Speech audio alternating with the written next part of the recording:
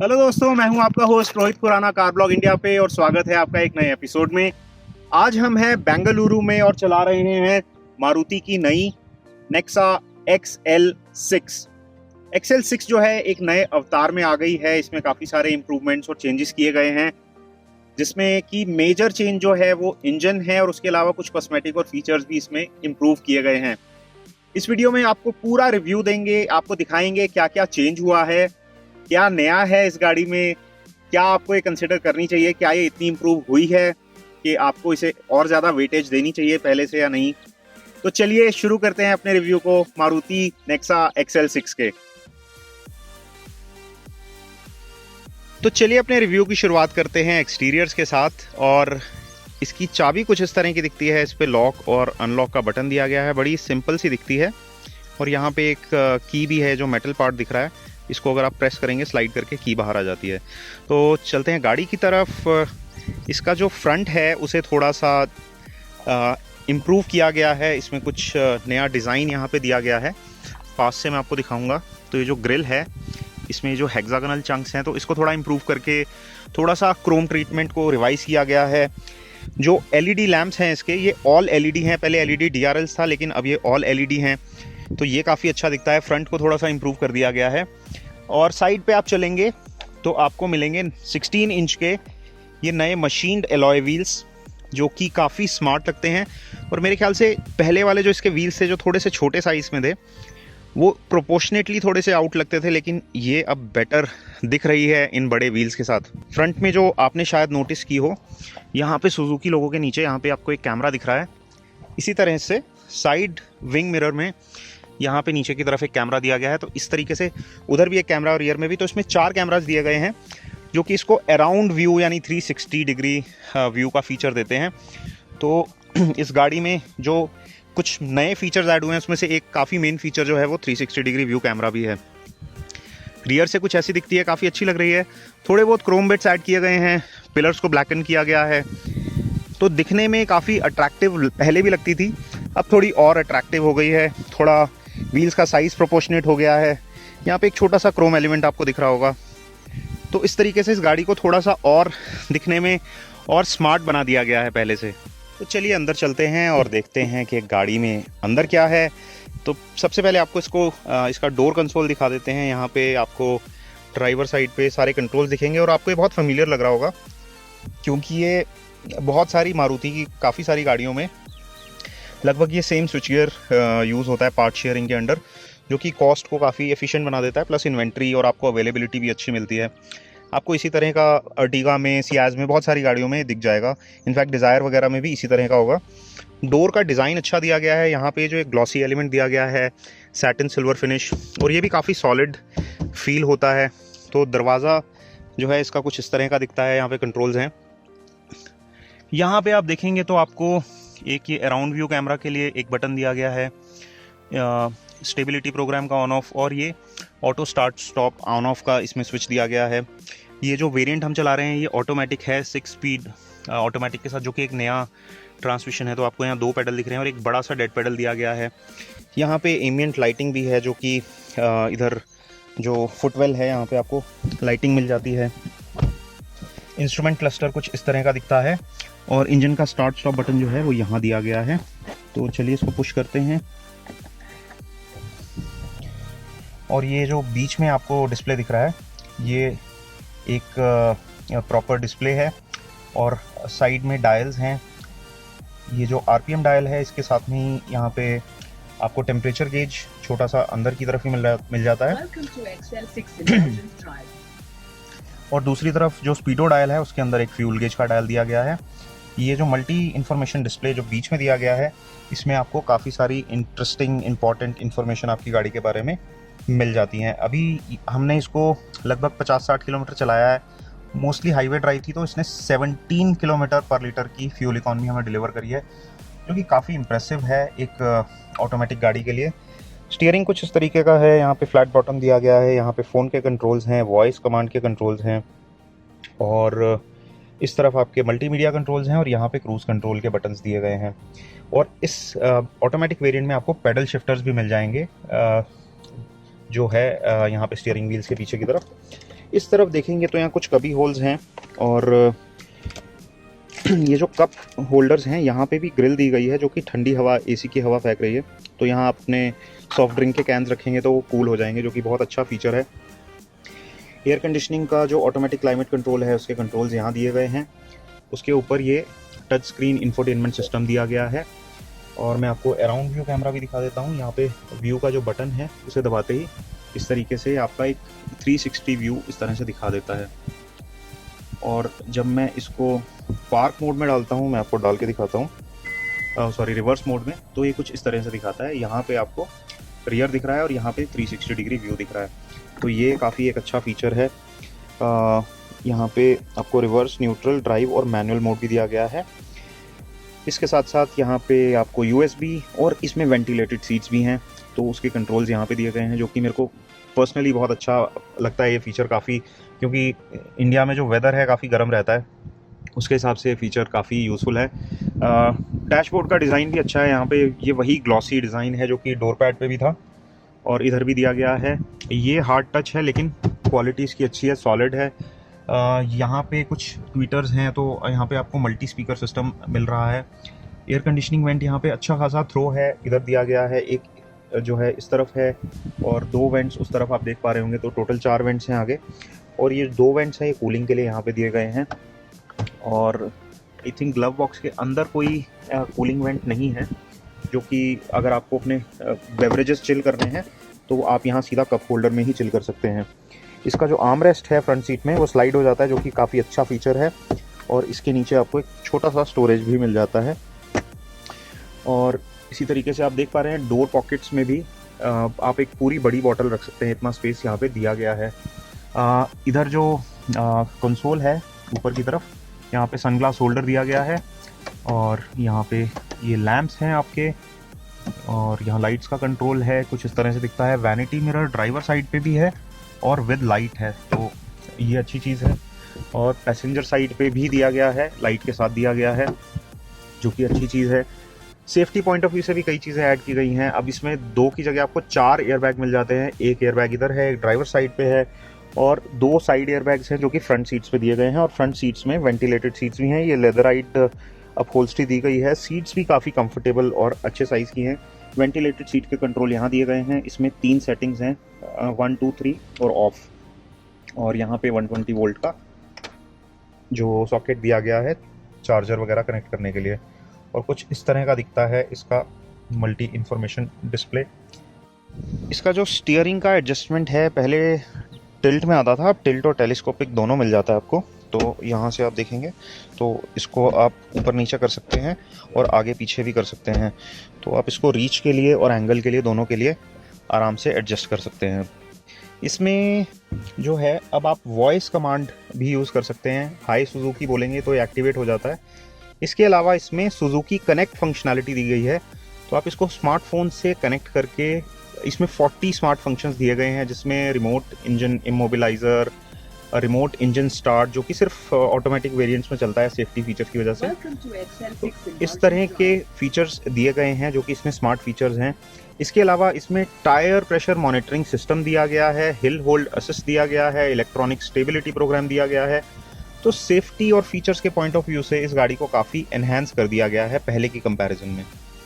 XL6 का जो seating arrangement है वो 6 सीटर है, तो इसमें आपको 3 रोज ऑफ सीट मिलेंगी, जिसमें 2 सीट्स हैं, फ्रंट में 2 सीट्स हैं, मिडल में 2 कैप्टन सीट्स हैं जो कि आप यहाँ देख पा रहे हैं। ये रिक्लाइन भी होती हैं और स्लाइड भी होती हैं। इसमें यहाँ आइसोफिक्स के माउंट्स भी दिए गए हैं सेफ्टी के लिए।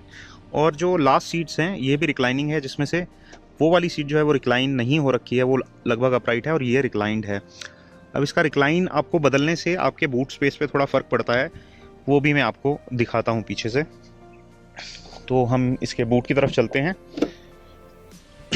तो आप देख पा रहे होंगे ये जो सीट है, जो कि इस समय ऑलमोस्ट स्ट्रेट है, इसके पीछे का बूट स्पेस ठीक ठाक है। और यहाँ मैं इस बैग को रख रहा हूँ, उसके बाद भी थोड़ा स्पेस बचा हुआ है। अब यही आप दूसरी तरफ देखेंगे, जो सीट को मैंने थोड़ा सा रिक्लाइन करके रखा है, यहाँ पे बूट स्पेस आपको कंपैरेटिवली कम मिलेगा। तो आपको ये थोड़ा सा कॉम्प्रोमाइज़ यहाँ पे झेलना पड़ेगा, और यहाँ पे फ्लैट बोर्ड है और इसके नीचे भी स्टोरेज दी गई है, जो कि अच्छी चीज़ है। तो आप चाहें तो इसको हटा के इस बूट को काफ़ी डीप कर सकते हैं और इस पर लंबे बैग रख सकते हैं, या फिर आप अपना थोड़ा वैल्यूएबल जो होते हैं उसको इसके बोर्ड के नीचे रख सकते हैं और वो हाइड हो जाएंगे। तो आपका एक तरह से सेफ्टी पॉइंट ऑफ व्यू से वो अच्छा है कि आपका जो सामान है वो गाड़ी के बाहर से नज़र नहीं आएगा। मैं आपको डेमो देके दिखाता हूँ कि इसमें जो बैठने का अरेंजमेंट है, मेरे हाइट का बंदा जो कि लगभग 5 फीट 7 इंच है, उसके लिए ये 3 सीट्स में कंफर्ट कैसा है। तो पहले मैं ड्राइवर सीट में बैठता हूँ और ये ड्राइवर सीट मेरी जो सिटिंग पोस्चर है उसके कंफर्ट के हिसाब से एडजस्टेड है, बहुत ज़्यादा आगे नहीं है। मैं थोड़ा रिलैक्स पोजीशन में बैठना पसंद करता हूँ, जिसमें मेरे हाथ जो हैं वो बहुत ज़्यादा ऐसे बेंट नहीं है, मैं स्टीयरिंग के बहुत ज़्यादा पास नहीं हूँ। और इसको मैंने अभी थोड़ा सा एडजस्ट किया है अपने लिए, तो ये मेरा एक कंफर्टेबल सीटिंग पोस्चर है इसके लिए। अब देखते हैं कि मेरे इस एडजस्टमेंट के बाद रियर जो रोज़ हैं वहाँ पे क्या स्पेस बचता है। तो ये मिडल रो में ये जो सीट है मैंने अभी थोड़ी आगे कर रखी है, तो मैं यहाँ बैठता हूँ।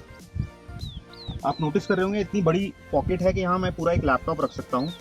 यहाँ पे मेरे पास अच्छा खासा लेग रूम है, लेकिन अगर मैं फिर भी थोड़ा कंफर्ट के लिए इसको पीछे करना चाहूँ तो मैं कर सकता हूँ। अब ये जो है मैंने इसको सेट कर लिया अपनी हाइट के हिसाब से, और इसका जो रिक्लाइन है वो भी मैं एडजस्ट कर सकता हूँ।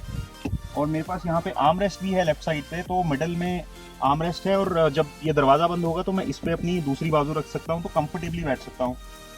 तो चलिए अब मैं लास्ट रो में जाता हूँ और आपको दूसरी साइड से दिखाते हैं कि पीछे लेग रूम कितना बचता है। तो आप उधर से आ जाइए, मैं पीछे जाता हूँ। पीछे जाने के लिए आपको यहाँ से खड़े होकर बीच में से वॉक करके जाना होता है, और ये सीट मेरे कंफर्ट के हिसाब से एडजस्टेड है। और ये वाली जो सीट है इसको मैंने रिक्लाइन किया हुआ है, तो यहाँ मेरे पास ठीक ठाक लेग रूम है, लगभग यहाँ 3-4 इंच का स्पेस है।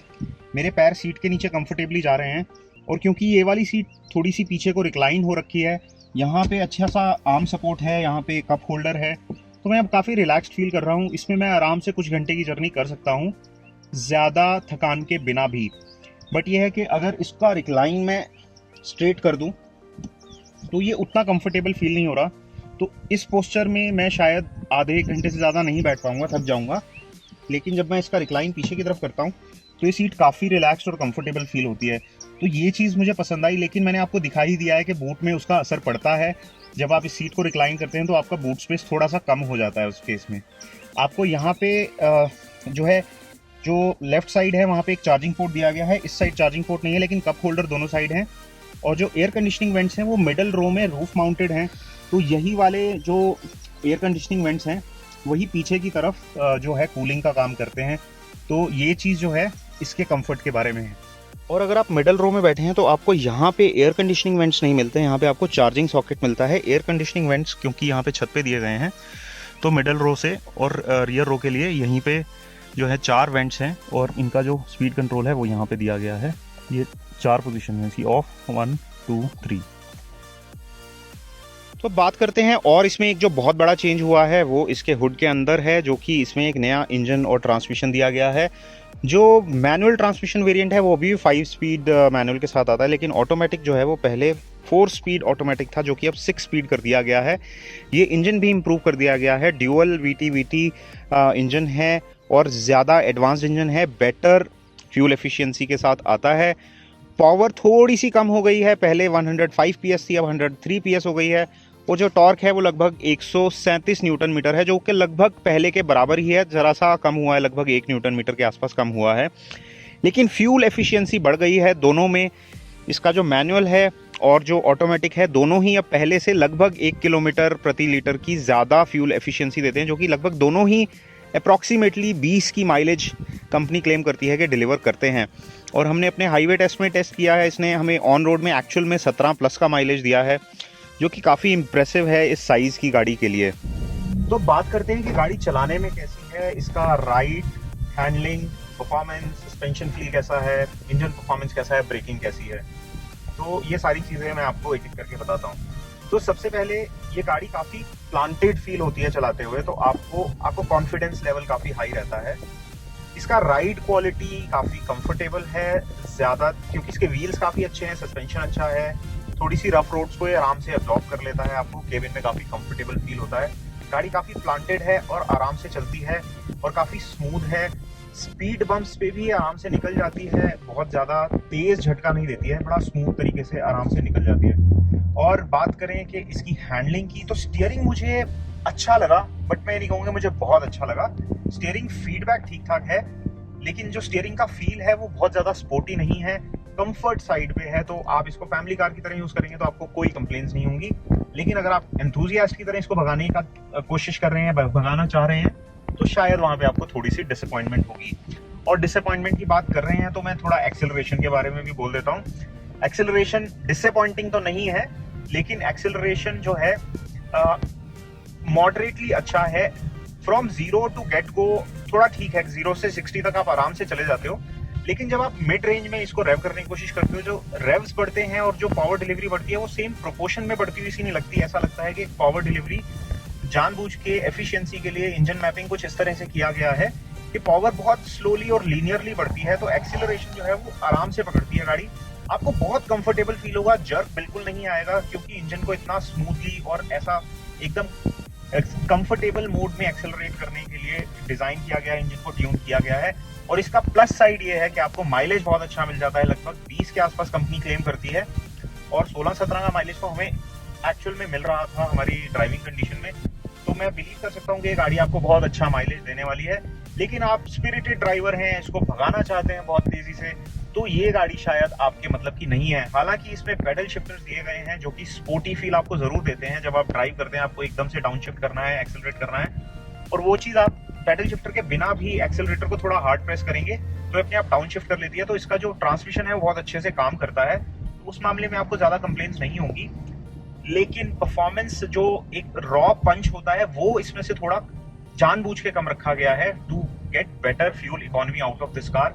एंड प्रोबेबली जिस टारगेट ऑडियंस के लिए गाड़ी बनाई गई है, जो कि एक फैमिली यूजेज या फिर एक मल्टीपल एमपीवी जिसको बोलते हैं, मल्टीपर्पज व्हीकल, उसके हिसाब से इसकी परफॉर्मेंस में मेरे को बिल्कुल भी कंप्लेन नहीं है। ब्रेक का बाइट काफी अच्छा है, गाड़ी का जो ड्राइविंग फील है वो कॉन्फिडेंस इंस्पायरिंग है, कॉर्नरिंग अच्छी करती है, हैंडलिंग ठीक ठाक है, और कंफर्ट तो बहुत ही अच्छा है।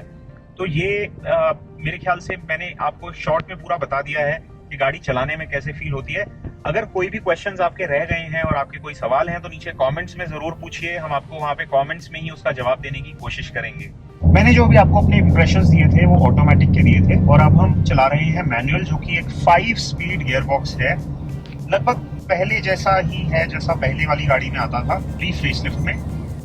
अब इसमें और ऑटोमेटिक में जो मुझे मेन डिफरेंस फील हुआ वो ये हुआ कि ऑटोमेटिक मुझे ज्यादा एजाइल और ज्यादा क्विक फुटेड लगी कंपेयर टू दिस वन।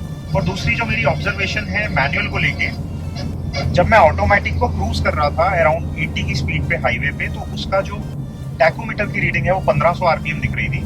लेकिन अभी आप शायद देख पा रहे होंगे मैं 75 और 80 के बीच में ही क्रूज कर रहा हूँ मैनुअल में, और मुझे यहाँ आरपीएम मीटर पे जो टैकोमीटर पे रीडिंग दिख रही है वो 2100 आरपीएम की दिख रही है। इसका जो हाईएस्ट गियर है वो 5th गियर है, उसका जो हाईएस्ट गियर है वो 6th गियर है, बट उसके गियरिंग रेशियो ज्यादा अच्छे हैं, गाड़ी ज्यादा रिलैक्स्ड फील होती है आपको हाई स्पीड में। क्योंकि इसके रेव हाई है तो ज्यादा इंजन नॉइज भी पता चल रही है, ऑल्दो इंसुलेशन बहुत बेहतरीन किया है मारुति ने, बट स्टिल मुझे पता चल रहा है कि गाड़ी हाई रेव्स पे है, जो कि मुझे उस गाड़ी में फील नहीं हो रहा था, इसमें मुझे फील हो रहा है। दूसरा, इसमें मैंने नोटिस किया कि जब मैं सिटी ट्रैफिक में हूँ, टर्न्स आ जाते हैं, मुझे गाड़ी स्लो करनी है और मैं 4th या 5th गियर में ड्राइव कर रहा हूँ, तो मुझे डाउन शिफ्ट काफी फ्रीक्वेंटली करना पड़ रहा है अगर मैं कहीं भी 40 या 50 की स्पीड के नीचे आ रहा हूँ। और लोअर रेव में इसको पिक करने में थोड़ी सी हेजिटेशन है इस पर्टिकुलर इंजन को। जो ऑटोमेटिक वेरिएंट है वो काफी अच्छे से पुल कर लेता है। मैनुअल में आपको थोड़ा गियर बॉक्स पे वर्क करना पड़ता है, तो आपको ज्यादा एंगेज रहना पड़ता है, तो शायद आपको ये ज्यादा पसंद आए। बट अगर आप मेरे से पूछेंगे तो अगर मुझे इन दोनों में से पिक करना है, मुझे ऑटोमेटिक ज्यादा फन टू ड्राइव और ज्यादा एजाइल लगी, तो मैं any day between these two automatic को ही चुनूंगा। मैनुअल मुझे ठीक लगी बट ऑटोमेटिक मुझे काफी अच्छी लगी। तो ये थे मेरे व्यूज नई एक्सेल 6 को लेके। आपके क्या विचार हैं इस गाड़ी को लेके, मुझे नीचे कमेंट सेक्शन में जरूर बताइए। मैं जानना चाहता हूँ कि आपको ये गाड़ी कैसी लगी। हमारा वीडियो पसंद आया हो तो थम्स अप दबाइए, चैनल को सब्सक्राइब कीजिए, बेल आइकन दबाना बिल्कुल ना भूलें। मैं आपका होस्ट रोहित खुराना आपसे विदा लेता हूँ अगले वीडियो तक। देखने के लिए बहुत बहुत शुक्रिया और जल्दी ही मिलेंगे अपने नेक्स्ट वीडियो में। Bye bye.